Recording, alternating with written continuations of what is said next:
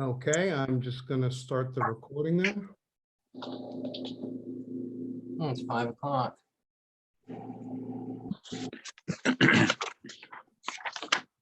Okay, you are officially good to go.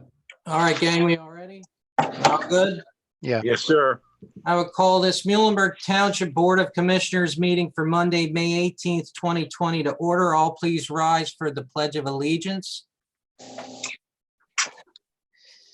I pledge allegiance to the flag of the United States of America and And to the republic for which it stands, one one nation, nation, under under God, God, indivisible, indivisible, with liberty and justice for all.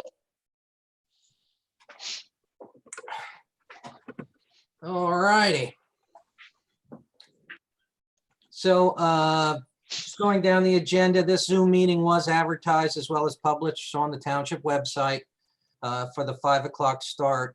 Under the first public portion, Joey, have we had any questions come in? We did not have any questions come in. Okay, so that we have no questions that have come in, we'll move on to the consent agenda. I would need a motion to approve the consent agenda. Moved. Second. Any questions or comments? As far as, I guess this is for new business. Never mind. We'll do it later. Okay, sure, Derek. Yeah. All right, Commissioner Wolfinger, any questions or comments? That's all you. I just want to make a comment, and it has something to do with the minutes. We hired a police officer from out of the county, and that was an error in the record. And I spoke to all you commissioners about the possibility of making some changes in that respect as to hiring in the future. And I just wanted to clarify the record there. Okay, thank you, Commissioner. Any other questions or comments? Mike, this is Brian. The only thing that I'll mention, this is the last report you'll see from Temple and from Goodwill. Next month's report will be Fire 66, and be all one set report. So we're moving in the right direction. So I just wanted to let everybody know that. Okay, thank you. I got a motion and a second. All those in favor signify by saying aye. Aye. Noes, if any. The ayes have it and so ordered. Is there any unfinished business from the last meeting anyone like to discuss? No? All righty, new business. Under new business, first item is a budget analysis. I don't know if Dawn or any of the commissioners would like to talk a little bit about the current budget situation.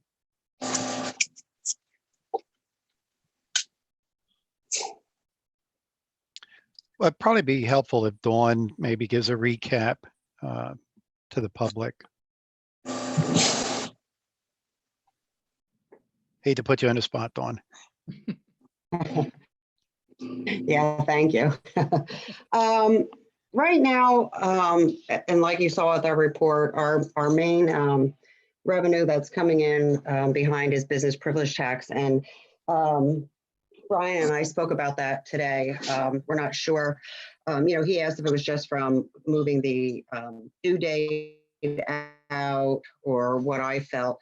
I believe, yes, it is partly due to the due date, but I do believe that obviously with businesses closed, they're not collecting revenue, so we're not going to be getting the business privilege tax. I don't know right now,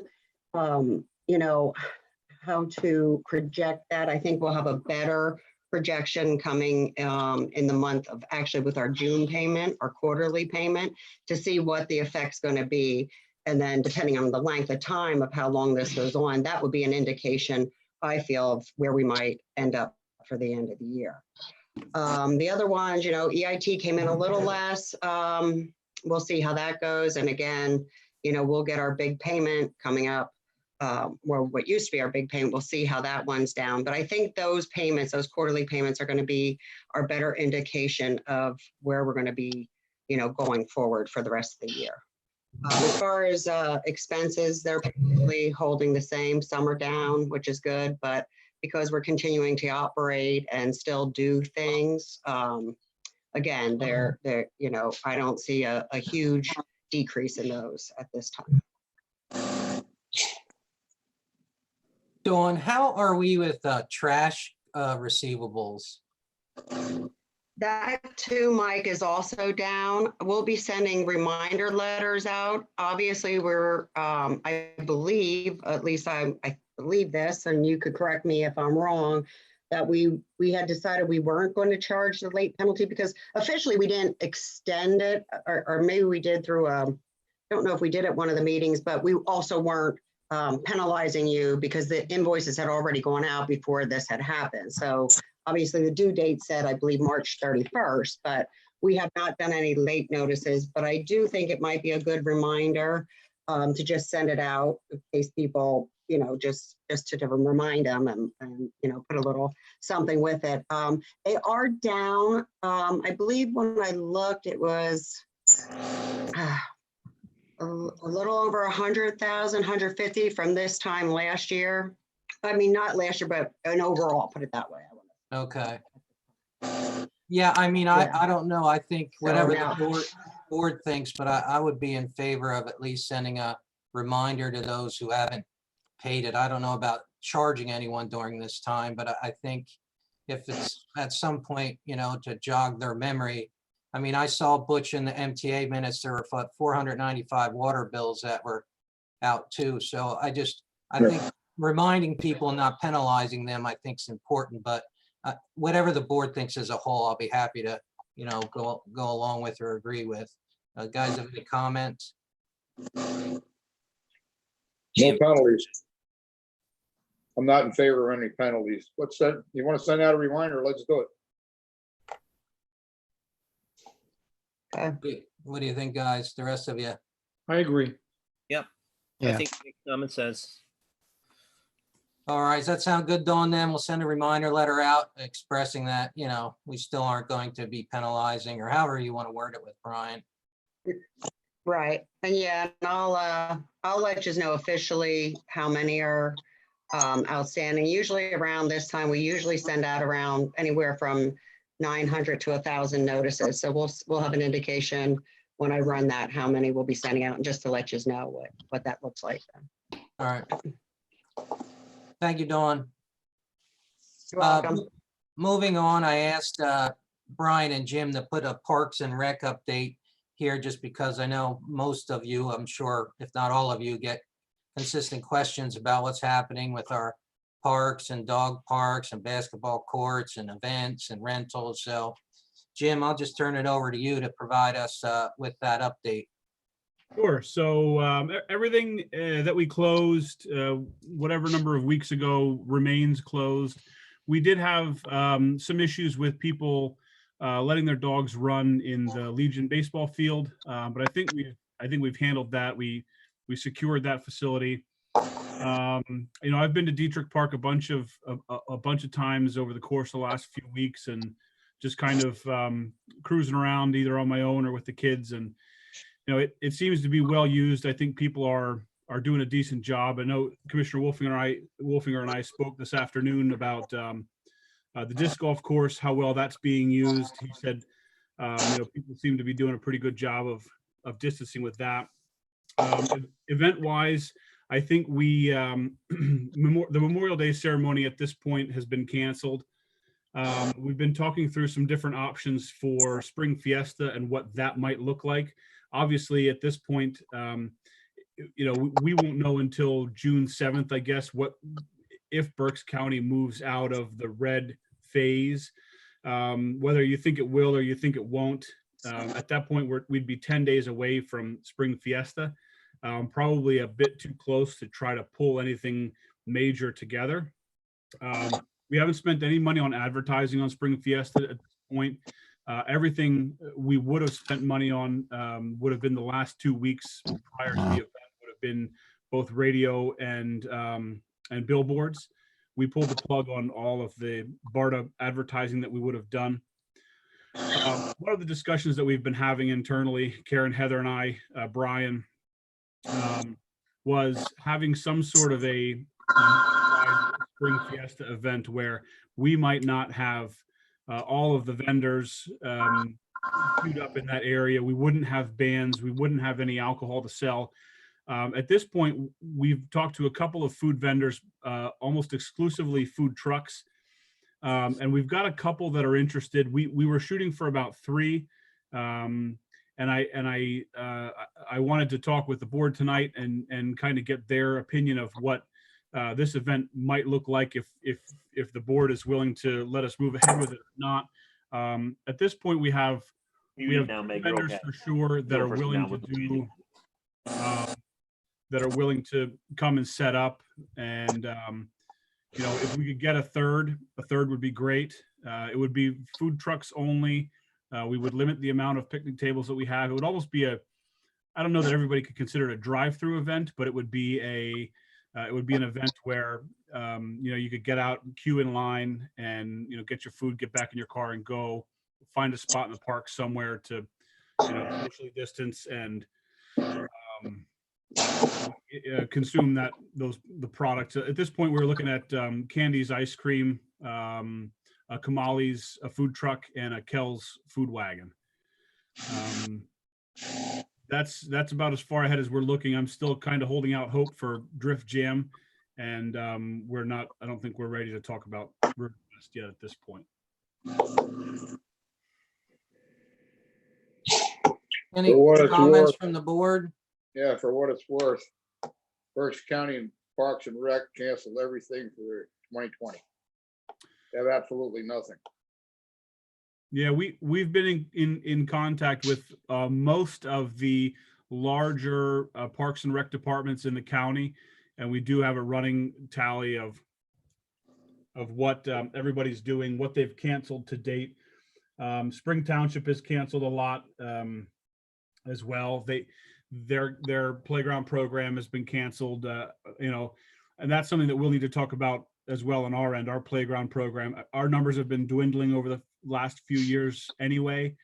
There are some options on the table, whether they are you know, options we want to entertain or not. Again, that's worth a discussion, I believe. Jim, a question about the dog park. You know, I was pushing for it being closed because there were so many people. You can't control the dogs. So when dogs go at it, the people have to go at it and pull the dogs apart. I'm just wondering if we had certain guidelines, let's say 8 humans per section. We have 3 sections in the dog park. Mhm. You know, if you spread the people out, if they wear masks, would the dog park be something that we could open up partially? It had been used by a lot of people on a regular basis.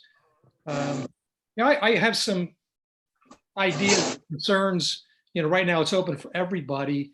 It would be nice knowing who uses the park. If they would register their dog. Once they register their dog, we know that it's licensed. It has all the distemper shots and everything that you know, in case there's a dog bite that goes on, there's been some precautions taken. It would be nice having that before the person goes into the dog park, and that's something maybe we can work on. But pending that, I'm just wondering, could we have a slow opening of the dog park with all 3 sections of opening up? I think so. And we had all 3 sections of the dog park opened when we made the choice to close it all because people weren't following the recommendations of the social distancing. And you know, whether you expect someone to wear a mask when they're outdoors like that or not, you know, I don't know. But there's no reason. I don't think there's any reason that we couldn't open all 3 gates of the dog park, unlock them all, and, post some signage, very clearly suggesting, recommending that, these are the limits that Muhlenberg Township is recommending. And we'll just keep an eye on it. And if we think that it becomes an issue again, we can limit access again. I think the same could be said for anything that we have closed right now. If you've got people playing basketball responsibly, I was at Dietrich last week, and there was a man and his young son. They were shooting hoops on a closed. We have boards that are blocking off the hoops, and there was a man shooting basketball with his son, and the ball would never go in the hoop, but I think they knew when it would or wouldn't, and they were shooting hoops. That's up to the board. I don't see any reason that we couldn't do, start to open some small portions of it, and monitor it closely. If we see it getting out of hand again, it's easy enough to close them back up. But what about if you have kids playing one-on-one, not one-on-one, but games? Well, I mean, pretty close contact. And that's what caused us. That's what pushed us to make the decision to close. I mean, I think I think it was you, Steve, that saw 5-on-5 full contact, full court. Yeah. And if we post some signage that says, you use responsibly, no, just do some shooting drills, shoot around, no full games. We could even, if the board was up for it, we could, if we, at any place we had a full court, we could just take half of the boards down to only open at half court. Yeah. I think I'm all for opening them, responsibly as quickly as possible. Everything. I think try not to be overzealous, and politely tell people if you think that they're violating the quote unquote rules. I think you and see if they stop. I don't think it should be anything overly arbitrary, but I don't see any issue in opening up the skate park either. These are things that exist outside, and healthy for people to get outside and interact and get outdoors. So personally, I'm all for opening opening our park system as much as we can. I agree. The skate park, the county skate park at Stonecliff is open. I was walking there yesterday, saw kids on it. Yeah, let's open it up. This is nonsense anyway. People got to be responsible for themselves. Let's open it up. We're not going to be park police. We're not going to be dog police. Let's open it up and see what happens. I would make a motion that we have Brian and Jim make some decisions how to open it up responsibly, and that they be posted and with the rules. The dog park was I was thinking about, but basketball, yeah. Going out and shooting a couple hoops with your kid, yes. 5-on-5 basketball, I think that's irresponsible. But that's up to the individual. People need to be responsible. If they get sick, they get sick. But there's a lot of They irresponsible. don't know how to not get sick. But you understand that the question isn't whether or not people choose to get sick. The issue is having too many people get too sick at the same time and I got stress over. Well, if you get it, then you wouldn't make the comments that you make. That would be my opinion. I agree with Commissioner Wolfinger that there are responsible ways that we could look to open. However, I don't think we addressed Jim's initial question about Spring Fiesta. If the idea is that there's a limited, maybe some type of a food drive-through or something, I would be all for that. I'm for that as well. Yeah, and just to go back to Kevin's Sorry. initial question about the Spring Fiesta, to bring that to conclusion, and I'd mentioned this to Jim in passing, just with the vendors in mind, because I'm sure they're hurting more than anybody right now, is if we can do some sort of food truck, drive up, drive through, anything that we could do to start to show that we're kind of opening, along with the dog parks and whatever recommendations that the board has. But there has to be a point in time where we start to open responsibly, however that looks or what it means. But Kevin, I'm all for, even if it's a drive-through with food vendors, you could get creative and, have people order online and go through. We have that wonderful path. I don't know, I'll leave that to the smarter people than me with Jim, but I think, we have to be cognizant of the people who are our partners throughout the years when it's normal times. So I'd hate to turn my back on them if it's yellow and they can still do online, something online and set up in our park. I don't know if we have to have picnic tables all over the place. Maybe people just take a chance, drive through or walk through or do whatever they can, and we don't allow them to congregate. I don't know, but I think we're coming to a point in time where we have to get back to some normalcy, or we're going to lose the folks that do partner with them. I understand Steve's concern about the basketball and that, but I don't know how much you can really police that if we open it up. I mean, you're always going to have irresponsible people. If we didn't, we wouldn't have a police department. So Yeah, exactly. I don't know how much you can do that, but that's my opinion. And I know Jim's working on it, but I'd rather us start to leverage towards opening some of this stuff up, especially the park stuff, as quickly as we possibly can with the recommendations of the parks people who know what they're talking about versus me. But that's where I stand. So I don't know where everyone else is. I think I kind of hear where everyone else is kind of the same way. Is that a true statement for everybody? Yeah, absolutely. Yeah. That's what I was trying to say in the first place. We're gonna have nothing left to come back to if it. Yeah, do it in a responsible way. Get it done. I mean, I don't think the dog park. I don't think we necessarily need to overthink everything. But yeah, absolutely. Let's get it done. So, Jim, is that Commissioners, enough direction for you? I think so. I think Brian and I will have a conversation either this evening or tomorrow morning. And, we can put together some guidelines, some direction, the direction that we're looking to go, and we'll email it to everybody and, be sure everybody's on board, and we'll go from there. Yeah. Jim, one last comment. I don't want to mucky it up anymore, but to the Spring Fiesta point, whatever we call this thing, pushing it back a week or two really doesn't create any problem, right? If we do a food truck type festival or No, and to be honest, if this goes well, there isn't any reason that we couldn't do this more regularly anyway. Yeah, you can call it a June Jubilee. No, you could call it, you could do it every Friday or every Saturday if you wanted, and have 2 or 3 food trucks and, have them spaced out at a different park each weekend. And I mean, there's no reason that something small like this, couldn't continue either. Right. It works once a month for West Reading anyways. So why not try it? Try something new. Get something, every other week or something like that. Right. While the weather's good.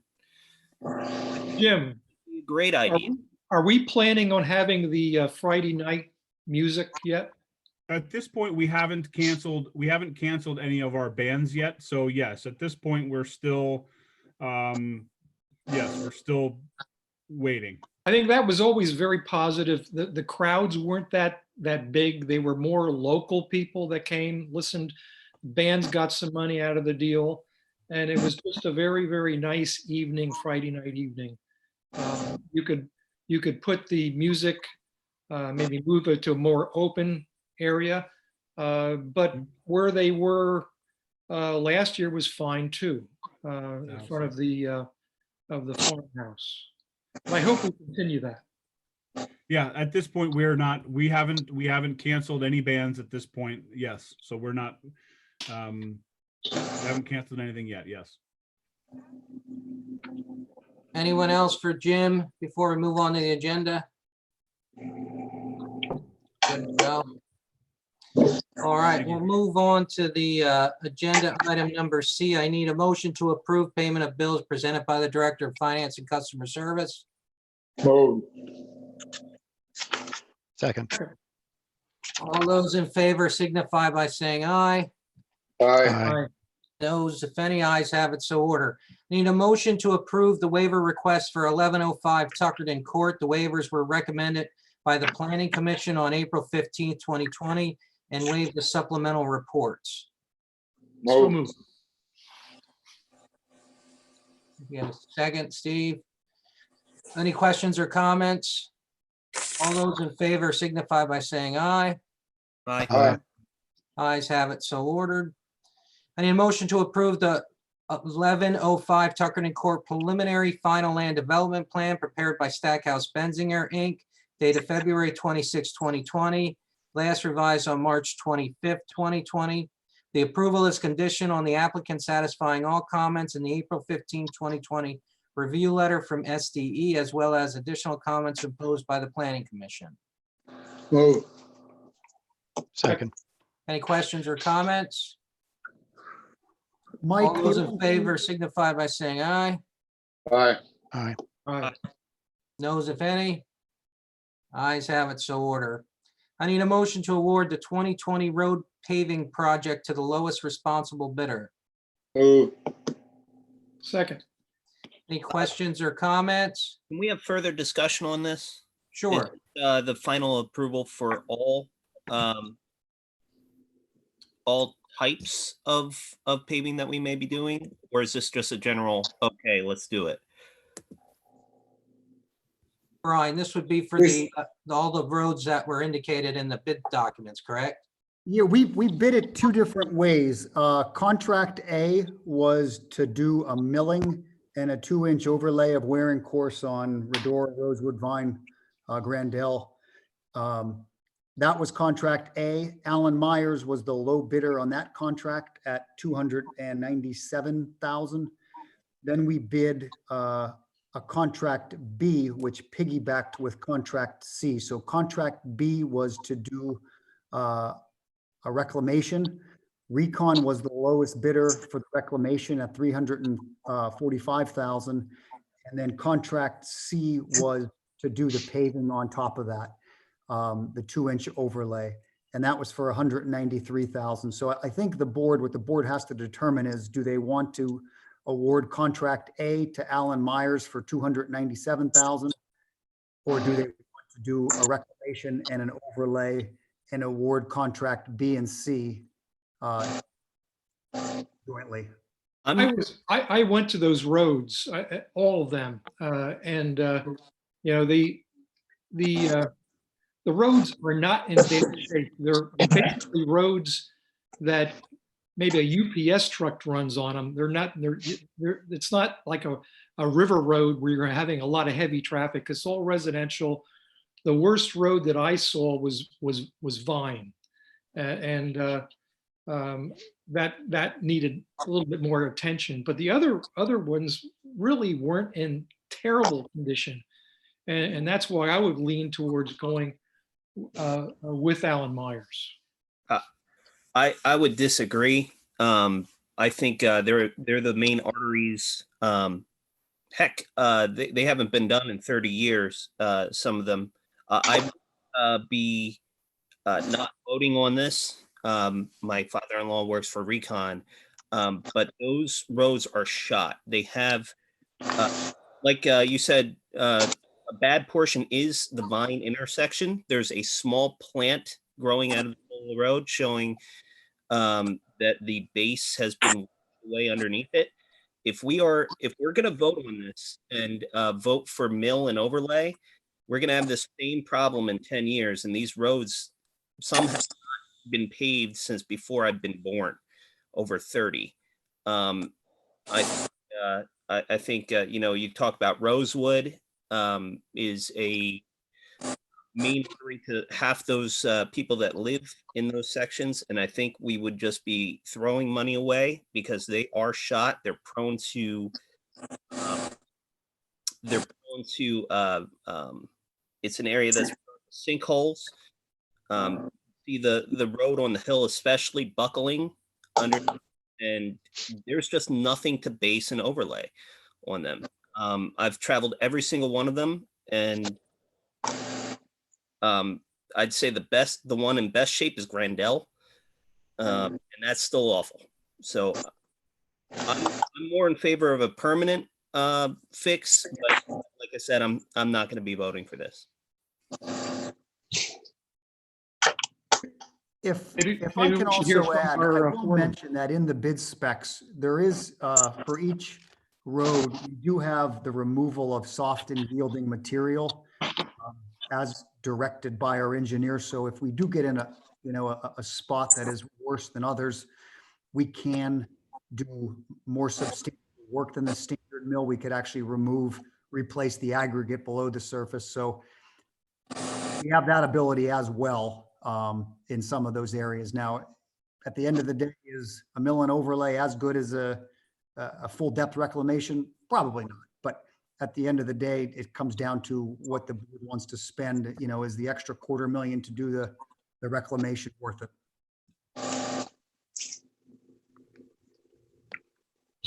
Those roads don't get used hard. We can mill them and do the Alan Myers deal, and everybody's gonna get a smooth street, and they're gonna be happy. And there's no telling if it's gonna last 10 years or another 30 years. Anyone, Kevin, you have anything else to add? Well, I think if we do it, we should do it the full bore. Because I don't know how long, like you said, you don't know how long it's going to last. It could last 10, it could last 30. But there does seem to be more and more traffic in the township than there was before. And if we postpone it, sooner or later, some board's going to sit here and have to make the decision to spend money to have it done again anyway. So why not spend a little bit more money now, buy us a little bit more time, and do it right the first time?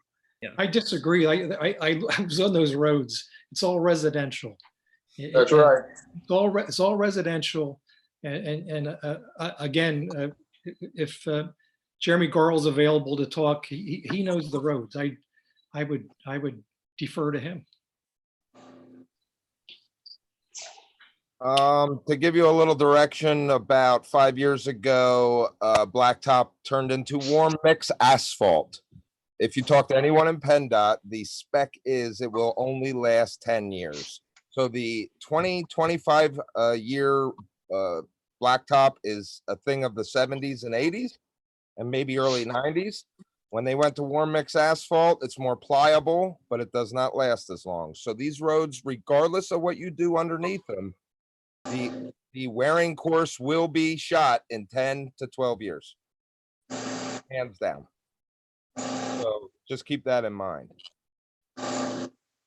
So Jeremy, my understanding is the recommendation from the administration was to go with the $297,000 because of the traffic, correct? Yes, they're not a main thoroughway like Stouts Ferry River Road. Like River Road, we CIR'd last year. That is the probably main vein in all of Muhlenberg. So you're dealing with a lot of volume and heavier vehicles. Some of these backer secondary roads that I call them, you'll see a UPS truck and a trash truck down the center of it. We do have soft and yielding, like Brian said, which what that is it's base repair. So we come through, and anything that when it gets opened up, anything that needs base repaired gets base repaired. With Alan Myers coming in this low, you can pretty much guarantee we could double the amount of roads we are doing.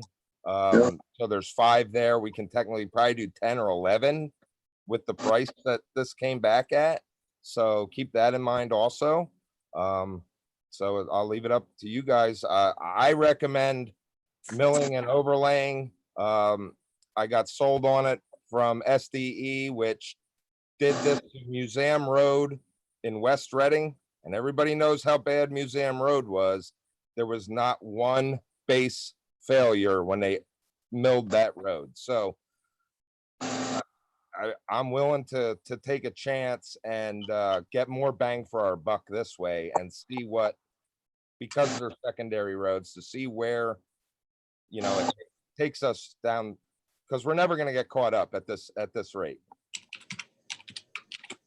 Thank you, Jeremy, for that. So, do we have a motion and a second yet? No, All right, well, I need a motion to award the 2020 road paving project to the lowest responsible bidder, which would be what we're talking about, the Allen at $297,000. move. Second, We already talked about it. So what I'm gonna do with this one, because I imagine there'll be different votes, I'm gonna ask for a roll call vote for this. So Commissioner Imhoff, I'm just gonna go around the road here. Yes, Commissioner Lurch, No, Commissioner Lupia, I'm gonna abstain. Commissioner Wolfinger, yes. and I'm a yes also. So yeses have it so ordered that we will start our road paving project. So thank you all for the conversation. We'll move on to item G, motion to authorize the solicitor to advertise ordinance 592 deed of dedication for various roads. move.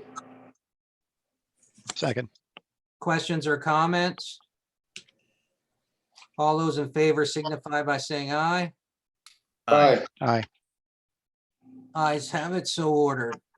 I need a motion to authorize the township manager to execute proposals for the 210 George Street Community Center. moved.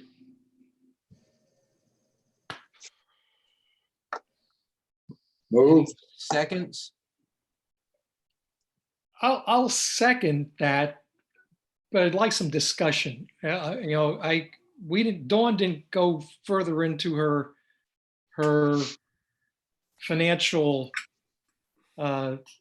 feelings as to where we're heading. And my initial thoughts were that we should probably really look at any capital improvements. And I'm just, you know, we're not talking a great deal of money here. That's right. But You're not. I'm concerned about capital improvements. If I Gavin, can say something, I guess I didn't go further because I thought at our last meeting, it was decided to put capital projects on hold. So I was a little surprised to see this. And although I think it's little, I have to agree. If I sincerely believe that we should hold off on any projects that are not in need. I wouldn't even probably have went forward with road projects at this point. So again, because I'm hearing so much like we're back in the 2008, 2009, and if anybody remembers how badly our revenues and things were at that point, I think that's what, you know, concerns me now. Like we're not too sure yet how far and how much longer this is going to be too. So, and every dollar we lost, this isn't dollars we're going to make up. I mean, we're never going to collect more business privilege tax. We're already down what we're down, and that's going to remain that for the remainder of the year. It's just going to go down more. And the same with, you know, earned income. People aren't working, so we're not getting earned income tax. You're not going to make back those wages. So that's money already lost that we won't recoup this year. So I guess that's why I didn't go further in, you know, my discussion. Same with, you know, we're probably going to have more people who aren't going to pay their trash for the year just because of the circumstances, their financial difficulties. So you know, I'm just, those are all things to consider, but, you know, we're only now in the 8th week, the 2nd month. And I just think, you know, our bigger indication will be where we're at May, June, like by the half of the year. Rather than take a negative vote on it, would it be better to maybe table the next month? yeah, I mean, you can, I mean, it doesn't matter. I mean, we already made a motion and a second. I mean, they would just have to, I think it would be a responsible thing, Steve, to vote it down if we need to. I'll just give to Dawn's point, I think Dawn, Brian, and I know Commissioner Wolfinger and I have spoken. I mean, I think this is a great project. I won't be voting for any capital projects but roads until we determine where we're going to be at from a financial position going forward. And the only reason I'm voting for roads is because we have a deal with the authority that $500,000 they give us is to go for roads. So Sure. I think that's the reason why I'll vote for road projects. But I mean, the George Street Community Center is a fantastic idea, but to Dawn's point, we have absolutely no idea what we're gonna look like in October. We may need every dime possible. So, I mean, I'll be voting against any of them that would come up. So I think it's important to talk through them. I shouldn't say any of them, but for this particular one's a nice to have. It's just not an absolute necessity in my mind, so. Agreed. Commissioner Lurch, Commissioner Lupia, comment? I agree with that. I'm right in favor with that too. All right, so then, Michael, should we officially vote on it, I guess? Unless whoever made the motion just wants to withdraw it. No, I don't want to withdraw. Yep, then you should vote on it, Mike. All right, well, then we'll do a roll call vote. Again, Commissioner Imhoff, Yes. Commissioner Lurch, No, Commissioner Lupia, Nope. Commissioner Wolfinger, No, I vote to table, though. and I am also the same way, so the motion fails. We'll move on and address that later on. Moving on to the next item, I need a motion to adopt Resolution 2020-11, authorizing an application to DCD for the Greenways, Trails and Recreation Program. Move. Move. Need a second? Second? second. Any questions or comments?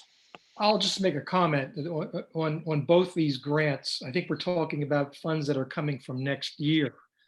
And it's a grant that's 85% paid by the grantor, and our portion can be labor. The figures are scary, but the fact is it's 85% reimbursed. So we're getting some improvements for very little money. So that's why I would be voting for it. Thank you, Commissioner. Any other questions or comments? All those in favor signify by saying aye. All right. Aye. Ayes have it, so ordered. I need a motion to appoint Commissioner Wolfinger, Commissioner Lurch, Mr. Ted Lavender, Mr. Randy Gilbert to the Muhlenberg Fire and Rescue 66 Board of Directors. Moved. Second. Any questions or comments? It's the comment. Well done. Thank you. Yeah, this is, thank you. This is one of the last major steps in finalizing the formation of Muhlenberg 66. Couple little housekeeping things that have to get done yet, but this is a big momentous occasion, and you come a long way. And I'm glad that we have members of the community who want to serve on this board to help keep things moving in the right direction, and will be involved in discussions, especially financial discussions, as far as expenses for the fire department. So it's a big step, and the end is in sight. Thank you, Commissioner. Any further questions or comments? My comments, I know a lot of hard work went in it with you guys doing this, and it's a great way to move forward. So great job, really. A lot of work I know goes into that. So I agree, Mike. I don't think enough time has been I guess enough cheers have been given to Steve and Kevin for their time and effort in bringing this out, especially Kevin. It's something to be proud of. It really is. all righty. All those in favor signify by saying aye. All right. Aye. Ayes have it, so ordered. I need a motion to approve payment application number 1 to Bolton Construction in the amount of $62,182.63 for work associated with the Public Works Maintenance Facility Project. Move. Second. Questions or comments? All those in favor signify by saying aye. Aye. Aye. Ayes have it, so ordered. I need a motion to adopt Resolution 2020-13 authorizing signal applications to PennDOT as part of the Fifth Street Phase 2 project. Moved. Seconded. Questions or comments? All those in favor signify by saying aye. Aye. Aye. Ayes have it and so ordered. I need a motion to adopt resolution 2020-12 authorizing a watershed restoration and protection program grant application for the Laurel Run Riparian Forest Buffer Project. Moved. Second. That was a tough one to say, by the way. Any questions or comments? Yeah. All those in favor signify by saying aye. Aye. Ayes have it, so ordered. A motion to approve CMS payment application number 9 in the amount of $9,145.81 for work completed on the Fifth Street project. Moved. Second, somebody second? I'll second it. Any questions or comments? All those in favor signify by saying aye. Aye. Aye. Ayes have it and so ordered. Any motion to authorize the chief of police to extend an offer of employment to a candidate on the civil service list? Moved. Second. Questions or comments? All those in favor signify by saying aye. Aye. Aye. Ayes have it and so ordered. Need a motion to authorize the solicitor to advertise the revised mandatory pre-bid meeting date and the 2020 refuse RFP due date. Moved. Second. Any questions or comments? All those in favor signify by saying aye. Aye. Aye. Ayes have it and so ordered. Anybody have anything else under other new business? Any board members, Mr. Harris, Mr. Setley, anything under other new business? I have something I just want to talk about and make Mr. Setley earn his money a little bit. We spoke about the issue with having a rule that officers that would be hired will be hired should reside in the county of Berks. You were going to speak to the solicitor of Civil Service Board. Can you let the board know what he thought? Sure, I have. That's Steve Price is the civil service solicitor. And he and I agree that so long as this relates only to new hires at the time of their hiring and does not require them to continue to live in the county of Berks, although I would suspect they will, then we can do it without any negotiating or bargaining with the police union. If we apply a requirement that they must continue to live in the county throughout their entire tenure with the police department, then it would be the subject of bargaining with the union. If it's just going to apply to officers at the time of hiring, the process would be to have the Civil Service Commission recommend a change to its civil service rules, providing for that requirement, the county residency requirement. Once they recommend that change, then it comes to the Board of Commissioners for final action and approval. I don't want to tie the chief's hands in hiring a good officer.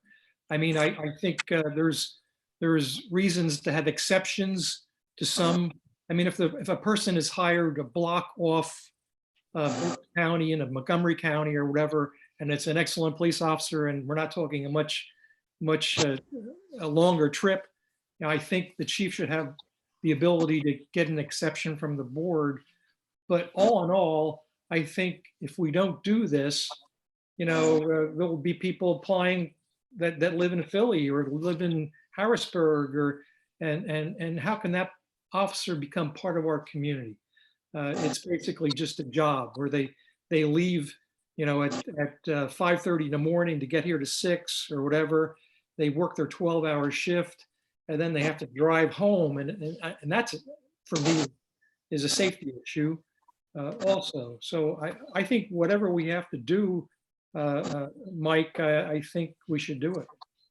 Yeah, I have some concern about a rule to which exceptions can be made, because that we begin to run the risk then that we hire some guy just over the line in Montgomery County, and somebody who lives in Berks County says there was no compelling reason they should have hired him over me. I think adding that discretion invites someone to complain about it later, in my view.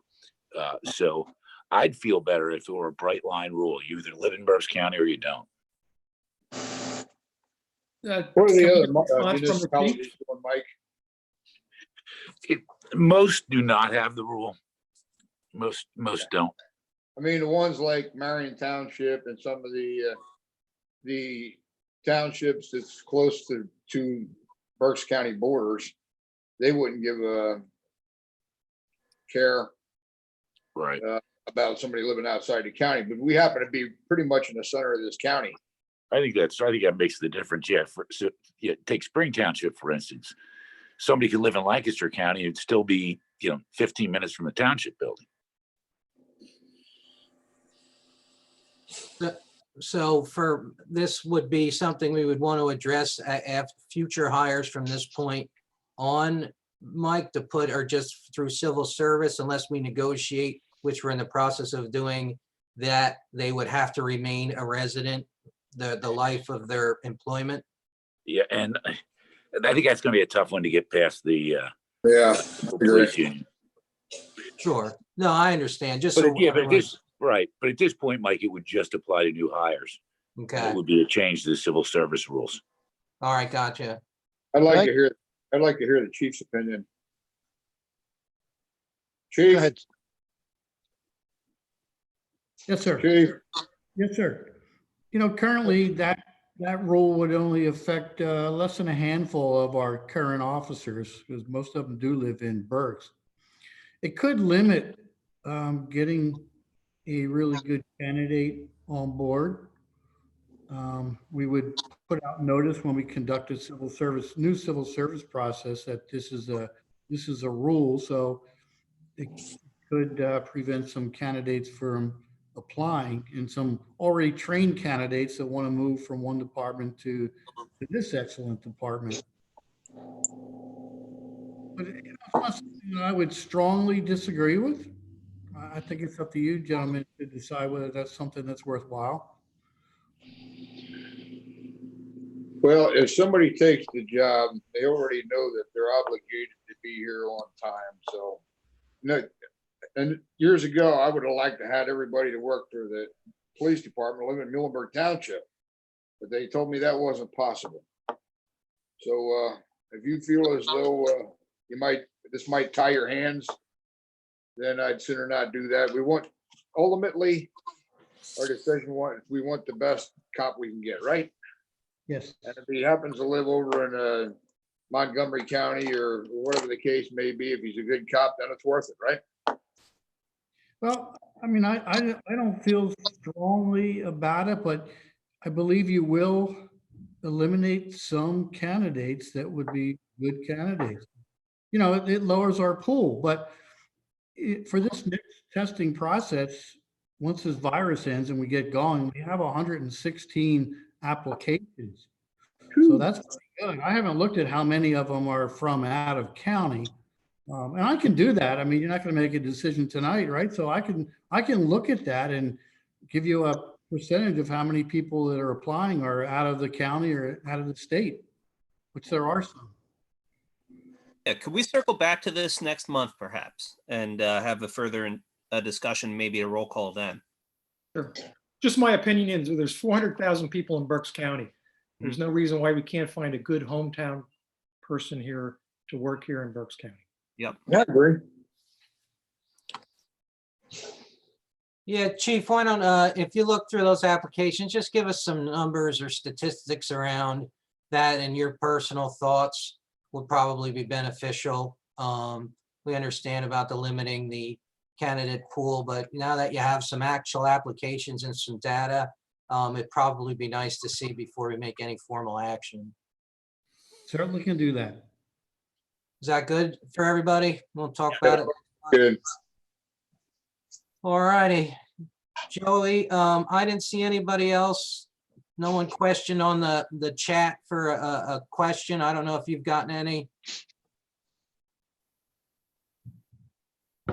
I have not received anything since the meeting began in the general mailbox. All right. All righty, well, then we'll go on to staff announcements. I'll just go around the horn. Chief, since you were just up, do you have anything else you want to add? And we can let you go enjoy your dinner. I do. I just want to let you guys know, the officers during this crisis have had outstanding attitude. They're treating this risk like all the other risks they face, and they're going out there doing the job. They're not taking off. They're using their PPE, and it's been really very impressed by them. So I just wanted you guys to know that. All right, thank you, Chief, and keep up the great work. Your report is very detailed and really gives us a good idea what's going on out there. So thank you very much. Since we're on chiefs, I see Chief Moyer is on. Do you have anything, Chief, to report from the fire perspective? As you all know, we are up and moving as the bylaws have been passed for Muhlenberg Township Fire and Rescue 66. Our board of directors is coming together. We've been working together as a unit now since January, so no surprises there with how we're working together as a department. There's been some things that we've run into here with the COVID-19. We're doing a good job making sure we're protecting our people with their PPE, making sure that they're following all those precautions, and everybody's doing their part in that. So other than that, business as usual. And I thank everybody for letting me be involved here tonight. Thank you. Thank you, Chief. Mr. Dunkel.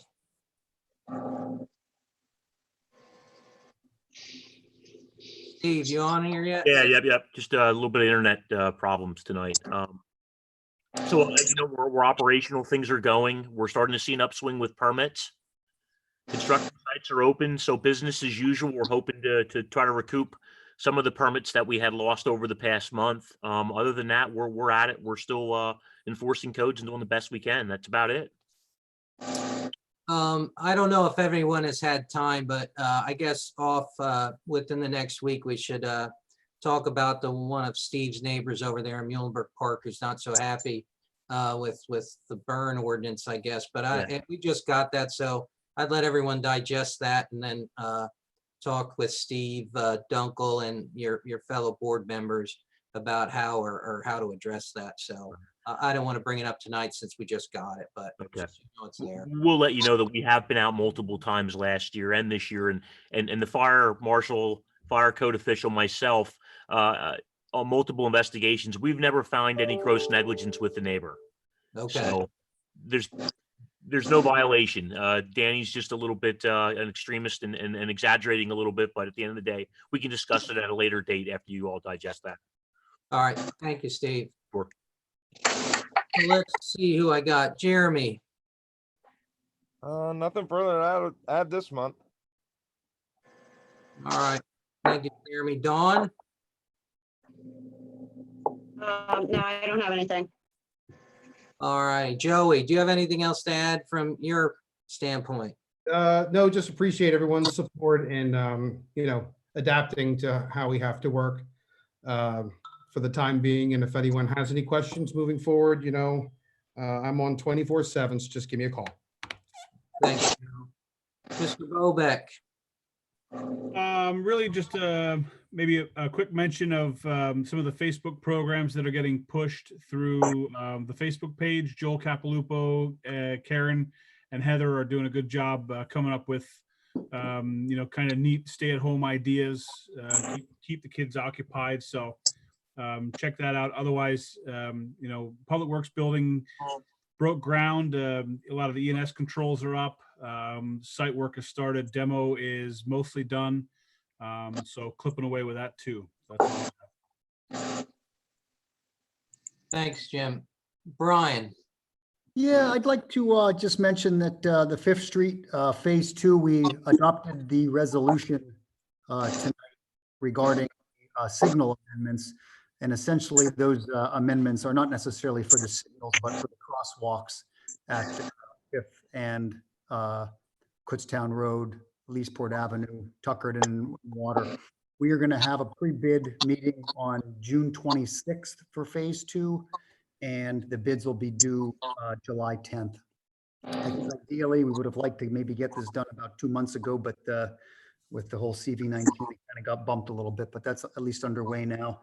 The Albin Glass, the customer service area, we should see movement on that in the next couple of weeks. There was a 6 to 8 week lag time for ordering the glass. I mentioned earlier about Muhlenberg 66. I think the only question I had for tonight regarding the road paving project, then, are we awarding work up to the amount of 297,000, or do you want us to spend the entire MTA allocation?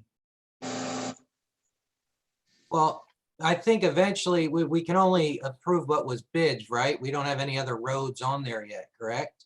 There was a C contract. Yeah, that's a good point. Maybe what we do is we could always put out an additional bid for additional roads. I guess, does the board want us to spend that additional 200 grand then? I wouldn't. We Yeah. initially put 500,000 in for a capital improvement on roads. We got a bid in for 297. I think we ought to stick with the 297. Just stating, you said about holding up on capital projects, spending money. Yeah, I mean, I would agree with that. Okay. We never know, a sinkhole could open up, or we could have a bad something happen, and we have some more money in that infrastructure fund, say that we have a little cushion there, that unless the board thinks otherwise, now we have at least 200 grand we can play with it for an emergency. Exactly. Nope, no problem. I just wanted clarification. Brian, you Yes. want to mention something about 61 South at Bellevue Avenue? Yeah, we applied to PennDOT to amend our signal permit to add an additional right turn lane. PennDOT came back to us and they wanted overhead signage farther north on 61. And they really made it cost prohibitive. So our original approach of getting a right turn lane is going to be scrapped. We are just going to stripe that area as basically delineating it that you should not be in it. That's the direction we're going, because to put up overhead poles that they wanted, Boja estimated the tune of about 40 to 50,000, which we said there's no way we're doing that. I think this is the right way to go anyway, because I've been out there watching the traffic, and the dairy have their tankers coming out from their property, making a right onto 61 South, making a right on Bellevue, then going into their lot. They have to make a turn from that far lane. So I think that's probably the way to go. Brian, I had a question for you regarding phase 2 of Fifth Street. I noticed some LEDs finally going up on Hartman Road. Is this when we get going on getting rid of the sodiums and getting LEDs in, or no? I don't know that that would necessarily be tied into phase 2.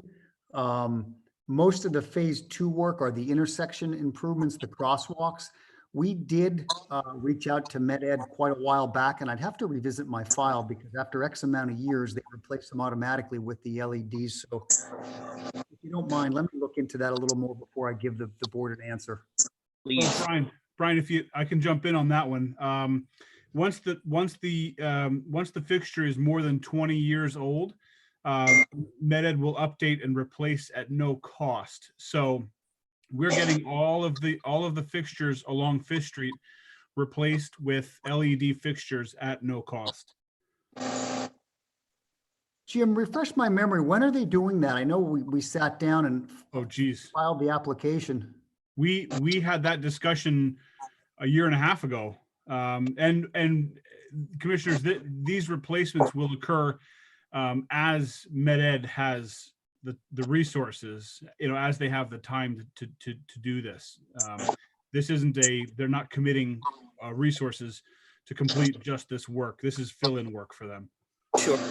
But I think it is worth meriting maybe a follow-up. Well, yep.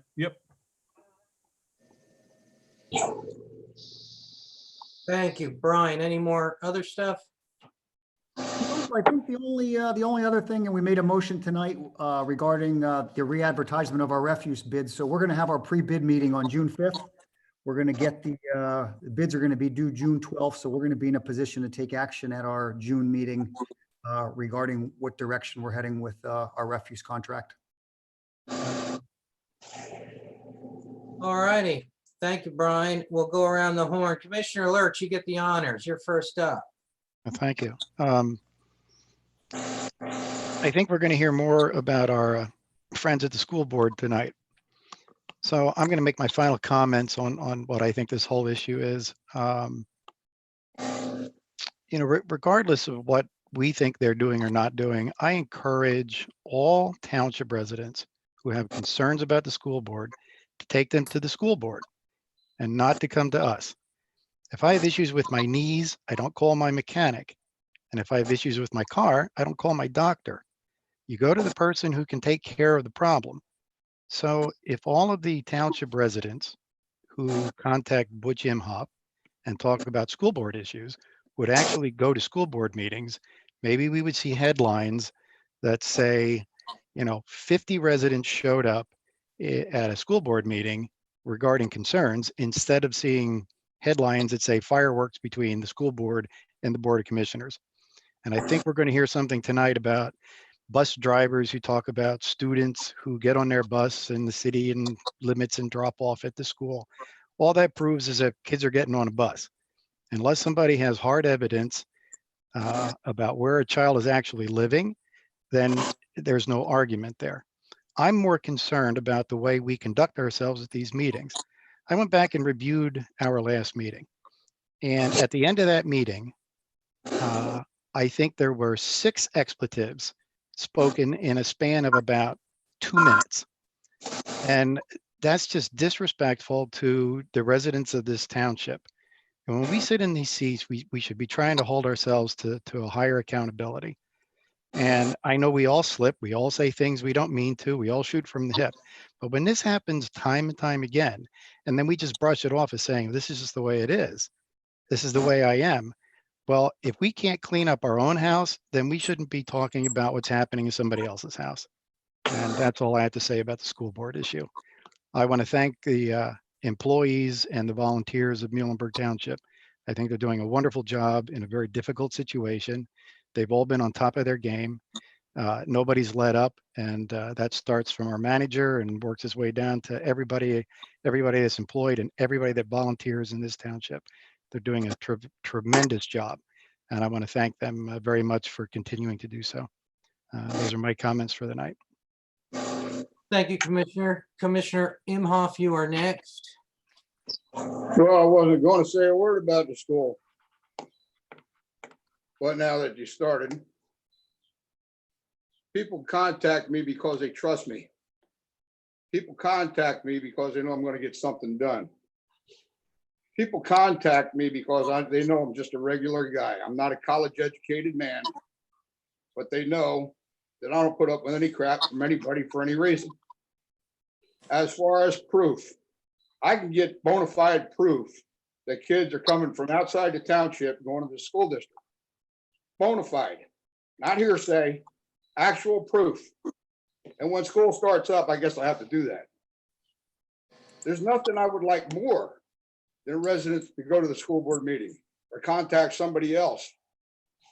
As a matter of fact, the guy that talked about the fire pit and what have you calls me personally. I have people calling me all the time. That's why I got elected, Kevin. I'm going to represent them the best I can. And I might not be orthodox in the way I go about things, but that's the way I'm going to do it. And I don't intend to disrespect anybody. But then again, when the school board and the superintendent do things to disrespect the community by the way they've treated me in the past and other people, somebody needs to say something. I'm not going to sit around and not say anything. I wasn't raised that way. I'm done. Thank you, Commissioner Imhoff. Commissioner Wolfinger? Well, I've been monitoring the fire calls and this whole thing has come about with a very seamless change. It's Temple and Goodwill worked good together before, and now they're one. They're just one fire department, and they're working very well together. Good responses, good times. I am very, very pleased with Chief Moyer and how he's running things. The men seem to be pleased. There's been some changes in some of the administration, but everything is seamless right now and everything's pretty good. John Muir has been really helpful in making this thing come about. And I noted in being 60, going to be 68 soon, you read the obits a little bit. And I would note that his mother passed away just recently. So he's taking a little hiatus. But I sent him a condolence, and maybe Kevin, you want to do the same. That's all I have. Thank you.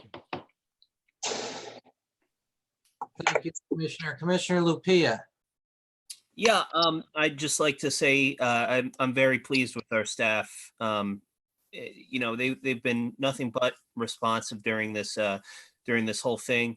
Personally, I'm more than just a little bit frustrated if it continues on. You know, it's all affected us kind of a little bit here personally. I've got a wife that's has a birthday coming up, and it's a pretty big one. And you know, it's just so unbelievably frustrating to in a little bit living in a brave new world when you know you have these arbitrary mandates coming down from up high, and I think I think personally it's a little un-American. I think people have to use their own brains on what they do and what they choose to risk themselves for. However, you know, we can only do the best we can as a township, and I'm very, very pleased to say that I think, you know, everybody on our staff has been nothing but accommodating and does the best they can with this. Yeah, all I can say is, you know, if you have strong feelings either way about it, you know, maybe choose to show them on your own accord. Support that small business as you can, because they're being killed right now. And you know, I sincerely feel for anybody that's going through a hard time like this, especially when, in my opinion, certain shutdowns aren't needed, and so on and so forth. So again, kudos to our staff. I think they're doing an awesome job.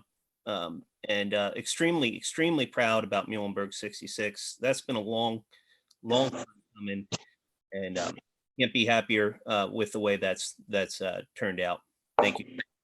Thank you, Commissioner Lupia. Yeah, I'll just quickly closing comments. Obviously, the team, and I know Joey's put a tremendous amount of time into making sure we're all up and running. What we're all dealing with right now, and if you can believe it, from a work standpoint, in my other life, I've never been busier, and we kind of run by the guidance like we should do at the township. The first and foremost is the protection and safety of our employees and our residents. And I think we have to continue to keep that in the back of our head, but also to everyone's point in the call, there comes a point in time when I think, and I'm not here to pick on the administration at the Commonwealth level, but it's been very difficult to navigate for small businesses through the hodgepodge of what's coming out of Harrisburg right now. It hasn't been the greatest. I'm not here to make political statements, but when you're trying to run townships and boroughs and cities, and you don't really have clear direction all the time about who's supposed to be open, who's not supposed to be open, and we can't legislate personal responsibility. I mean, we can, as best as we want to try, but read the chief's report. When you have residents spitting on other residents and people just not acting like grown-ups, you're gonna have that. So all we can do through this time is continue to be there for our staff, do what we think is right for our residents, and hopefully see a light at the end of the tunnel, so we can come out of this thing. And thank God for the financial decisions we've made over the past, 6 to 8 years, that we have a nest egg where we actually haven't had to impact any of our employees or stop doing work. I mean, that's there's some municipalities out there struggling mightily, and Muhlenberg Township, knock on wood, hopefully will make it through this. We'll get hurt and we'll take a punch, but I think we're ready to take that punch and we can react and come out even stronger. I will follow up with everyone later. I'm hoping that if our June meeting, if we can't have it at the township building, or employees are uncomfortable or commissioners are, I wouldn't mind us holding it outside, maybe at Jim Dietrich Park. We've done that in the past. If that's something that would interest people, feel free, we could talk through it. I think it's important we show some leadership also. Hopefully we're in the yellow phase by that time. But talk through it. I would recommend we look at doing something like that, then another Zoom meeting, if the data shows that we're able to start moving forward. So I would ask you to talk through everybody. But for the minutes and for the recording, we're going to sign off with the public right now. We do have an executive session that will be held right after this Zoom meeting. So I'm and we'll talk to everybody soon.